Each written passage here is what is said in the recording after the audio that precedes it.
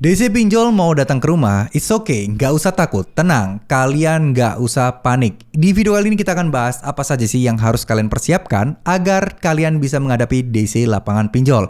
Ya, tenang, relax, tarik nafas, dan jangan sekali-sekali kalian panik. Karena kalau kalian panik, kalian nggak tenang, kalian akan melakukan tindakan-tindakan yang bodoh yang mungkin akan merugikan diri kalian sendiri. Oke ya.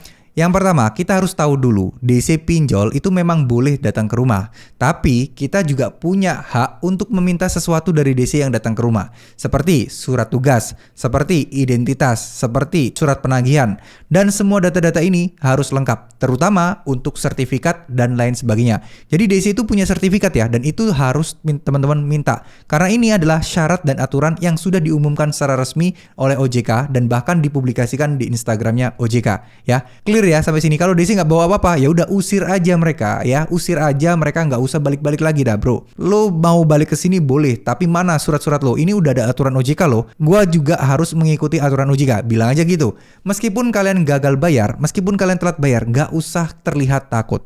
Semakin kalian terlihat takut, semakin kalian akan diinjak-injak oleh mereka ya. Itu yang pertama. Nah sekarang yang kedua, nggak semua pinjol itu punya DC ya, itu fakta ya. Nggak semua pinjol punya DC lapangan, sorry bukan DC ya, DC lapangan yang datang ke rumah. Itu adalah fakta. Kalau DC doang semuanya punya ya, kalau DC lapangan banyak yang tidak punya DC.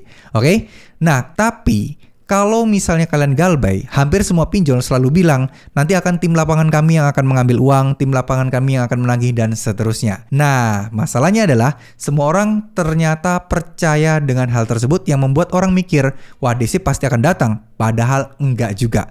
Belum tentu, apalagi pinjol ilegal. Buru-buru punya DC datang justru malah menyerahkan diri dong, namanya udah ilegal, nongol lagi. Nah itu kan, ya kita nggak usah bahas itulah ya. Nggak bakal mungkin lah pinjol ilegal datengin DC ke rumah nasabah galbay, itu nggak mungkin ya. Itu yang kedua ya teman-teman. Jadi kalian harus tahu, nggak semua pinjol itu punya DC. Jadi nggak usah takut berlebihan. Nanti pinjol yang nggak punya DC kalian ditakut-takuti, teman-teman panik. Nah jangan ya. Oke, yang ketiga, seandainya DC pun datang, mereka itu tidak berhak ngapa-ngapain. Tugas mereka hanyalah untuk mengingatkan menagih hutang atau untuk mengingatkan bayar hutang. Jadi mereka nggak berhak dan nggak boleh memang aturan OJK untuk minta uang tunai kepada kalian, untuk memaksa kalian untuk bertindak kekerasan, untuk menghina kalian, dan untuk membentak kalian aja. Itu mereka sebenarnya tidak boleh. Kalau sampai itu terjadi, teman-teman harus mempersiapkan untuk bukti-buktinya sehingga nanti bisa dipakai untuk dilaporkan ya. Karena itu penting sekali. DC itu takutnya sama kamera CCTV. DC itu takutnya sama kamera yang direkam ya. Oke, mungkin aja dia marah-marah dan gak jelas di sana, tapi tetap dia akan takut dan mungkin akan kehilangan pekerjaan kalau memang orang-orang nekat untuk melakukan tindakan-tindakan yang di luar batas. Oke?